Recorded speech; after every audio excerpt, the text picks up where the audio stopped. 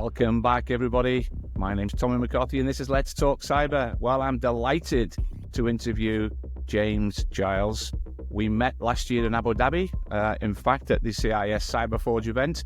I was delighted to host James on a panel session. We had a great chat about the private and public sector challenges that the industry is facing. James, welcome to Let's Talk Cyber, sir.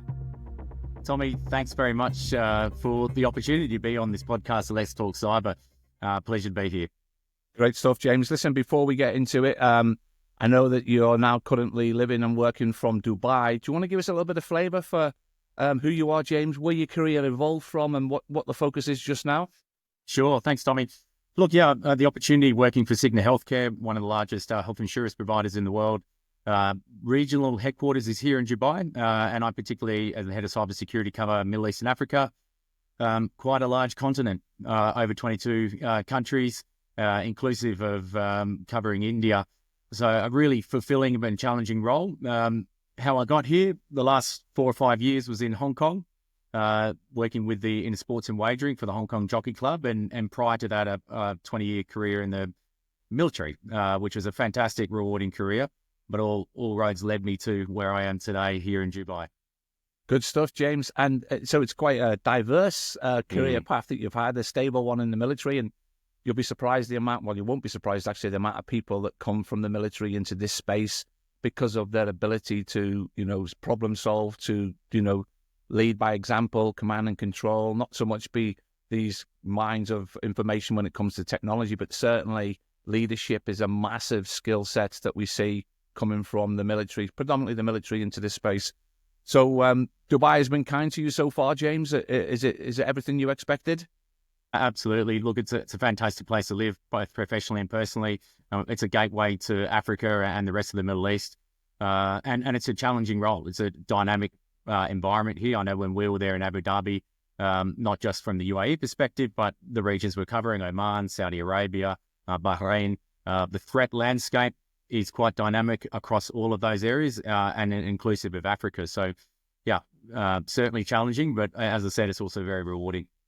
Great stuff, James. Well, when we met back in November in Abu Dhabi, we were on a panel talking about the private and public sector challenges, how the private sector was relying on the public sector and vice versa. What I want to do with you just now, James, is have a little bit of a reflection as to what you've seen, not predominantly just in Dubai, but generally. What's been going on in your space when it comes to cybersecurity? What are the things that have stuck out in 2024, whether it be a challenge, whether it be a new piece of revolutionary technology? What's resonating right now with you, James, for 2024? What's been going on? Sure, Tommy. Look, I'm coming at it from a health sector lens. I think what's keeping a lot of CISOs up at night collectively is credential theft. It remains one of the top threats. You're coupling that with more sophisticated ransomware and the proliferation of those ransomware as a service groups, but certainly targeting the ecosystem of health insurance. So it doesn't just have to be a large company like Cigna Healthcare. It could be a small clinic. It could be a third-party processing claims. We've seen it across globally, and probably two really relevant case studies, the Change Healthcare attack of February last year. If you're not that familiar with it, probably the equivalent of 5 nuclear bombs hitting the healthcare system in US simultaneously, completely paralyzed the system there. The Black Cat Alfie group were able to compromise a low-level employee's credentials, gain access through a Citrix server that didn't have MFA, dwelled in that environment for about 9 days, extracted 7 terabytes of data, and then encrypted that data. As I mentioned, this was a paralysis event. Essentially, health hospitals, right through to insurance, were paralyzed for weeks, if not months. And it's now caused, I saw a report last week, $2.35 billion worth of damage directly on Change Healthcare, and over 190 million people. That's almost 2/3 of the population of the US. Their records were compromised. What struck me as well, Tommy, was the threat actor tactics there. You saw essentially an exit scam. So whilst the company paid insurance, they didn't release the data. In fact, another ransomware group picked it up from the dark web and tried to do a double extortion, essentially that was called the Ransom Hub group, which they didn't pay. So you saw, again, an evolution of not just threat tactics there, an exit scam, but also this is paralysis across the healthcare industry. Again, came down to credentials being stolen. The second one, Tommy, is in India, actually. The largest health insurer there, called Star Insurance, had credentials stolen, and that were coupled with an attack on one of their applications.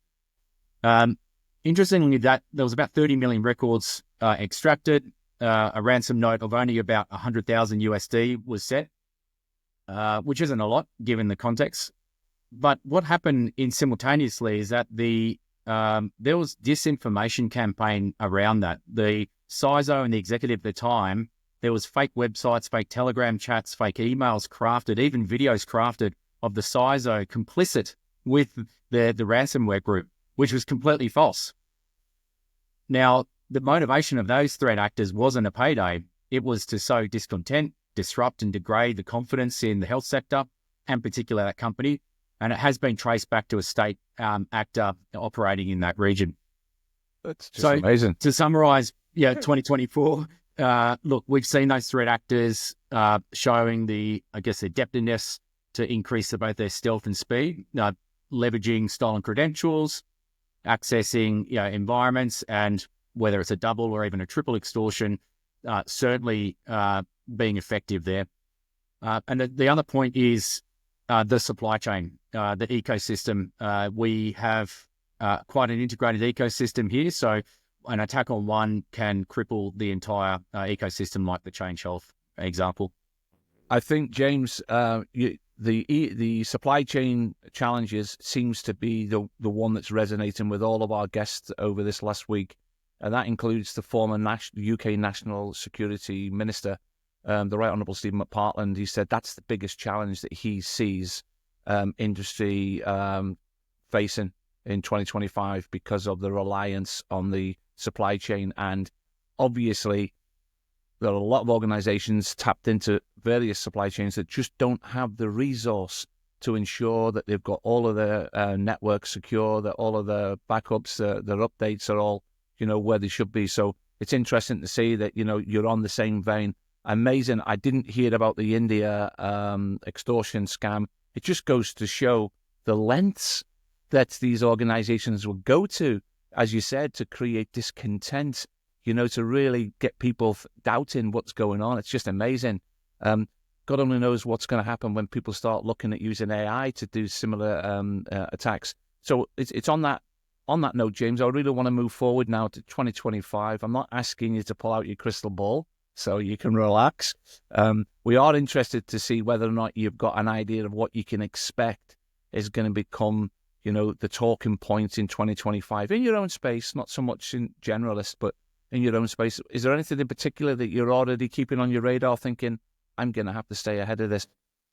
Yeah, there's a few, look, and again, from a health sector perspective, the AI is enhancing the attacks. It's making the phishing campaigns, the deep fakes, the malware more convincing.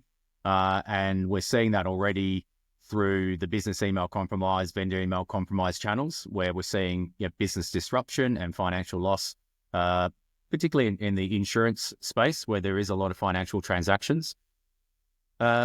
When we think about the proliferation of AI, particularly generative AI, and its utility at the coalface, so let's say for clinicians, hospitals, because 50% of about a doctor's day is probably spent doing administration. So there is a lot of Gen AI software enabled Gen AI now to the clinician. But where is that data going?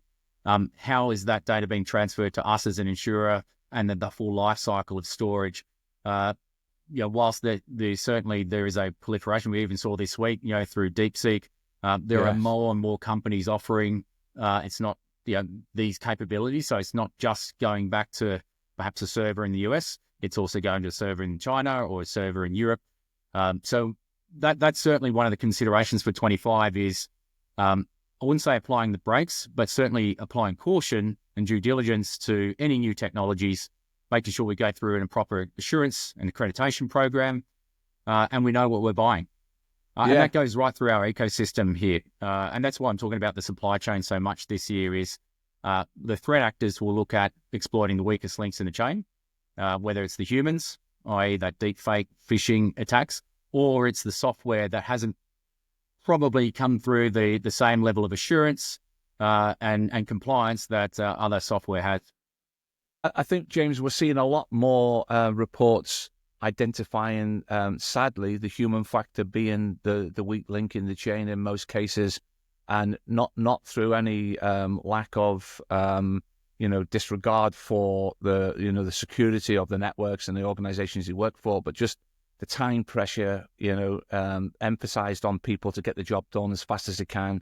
In most cases, cutting corners, not being aware of the most elaborate scams that we're seeing now online. So unfortunately, the target still seems to be more than not the human factor.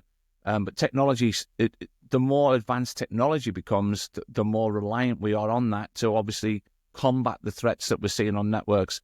So I guess from your own point of view, then it's really still keeping an eye on the supply chain and ensuring that with AIs being introduced, you are aware of what's new and what's most relevant to your industry. Would that be the right summary? Absolutely. And just an example, so over the last quarter in 24, I was with 15 of our partners across Africa, going through a cyber threat intelligence brief, making them aware of the threats and trends. And I guess it really is just sharing. So raising the awareness of the threat actors, particularly in Africa, where there are some unique tactics and techniques. And then it's about sharing the common goal of securing the weakest link in the chain. And it could be a new member of staff, or it could be the third party that they're dependent on for IT support, etc. And another event this year I think we all should be cognizant of is the Windows end of life, Windows 10 end of life in October. There's going to be hundreds of millions of systems out there, hardware and software, that will be end of life. Now, we've all gone through these generational events before, Windows 7 to Windows 10, etc. But it does consume a lot of the bandwidth of our technology partners, the same partners that we rely on to patch quickly or within SLOs, the same partners that we rely on for incident response. So we just need to be cognizant as a sort of joint cyber tech community of that key event, and also our supply chain partners who may not have the time to upgrade before October the 7th.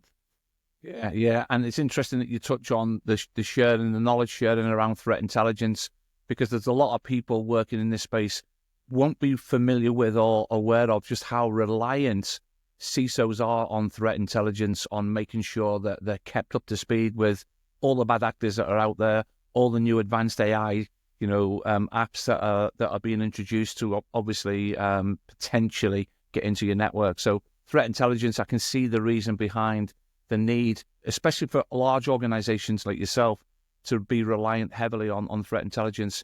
You hit the ground running, James. Has it been a year yet that you've been in Dubai?